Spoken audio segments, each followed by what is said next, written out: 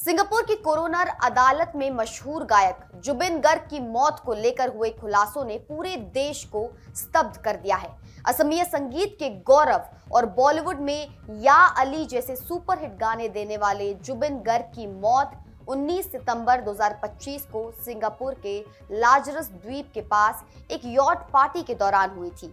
विदेशी news websites द्वारा सार्वजनिक की गई पुलिस रिपोर्ट के अनुसार जुबिन उस दिन भारी नशे में थे और उन्होंने सुरक्षा के लिए दी गई लाइफ जैकेट पहनने से साफ इनकार कर दिया था।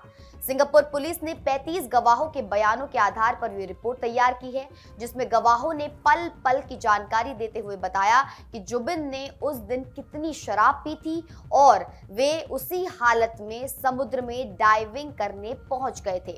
घटनाक्रम के अनुसार Zubeen north east India festival के लिए सिंगापुर में थे और अगले दिन उनका परफॉर्मेंस था।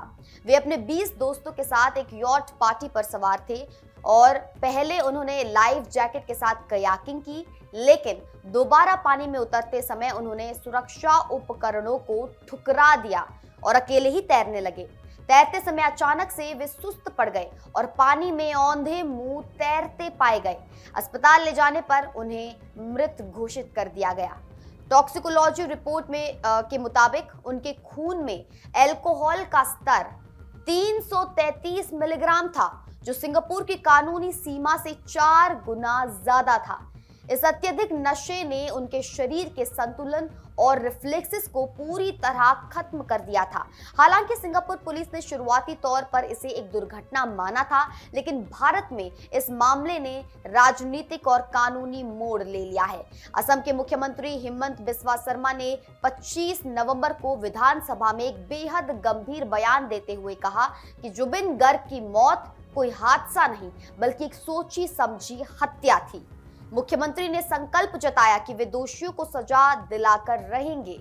इसी सिलसिले में भारत में एक विशेष जांच दल यानी एसआईटी का गठन भी किया गया है, जो इस मामले की गहराई से जांच कर रही है। अब तक इस केस में 7 लोगों की गिरफ्तारी भी हो चुकी है, जो इस घटना के पीछे किसी गहरी साजिश की ओर इशारा करती है।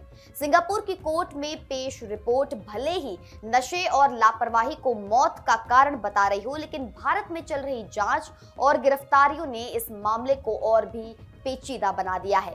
जुबिन गर्ग का जाना संगीत जगत के लिए एक अपूर्णीय क्षति है, लेकिन उनकी मौत की असल सच्चाई अब सिंगापुर की कोरोनर कोर्ट और भारत की एसआईटी जांच के बीच उलझी हुई है। 1992 में अनामिका एल्बम से शुरू हुआ उनका सफर आज एक ऐसे मोड़ पर खड़ा है, जहां उनके करोड़ों प्रशंसक सिर्फ एक ही सवाल पूछ रहे हैं कि उस दिन लाजरस द्वीप के पास असल में हुआ क्या था।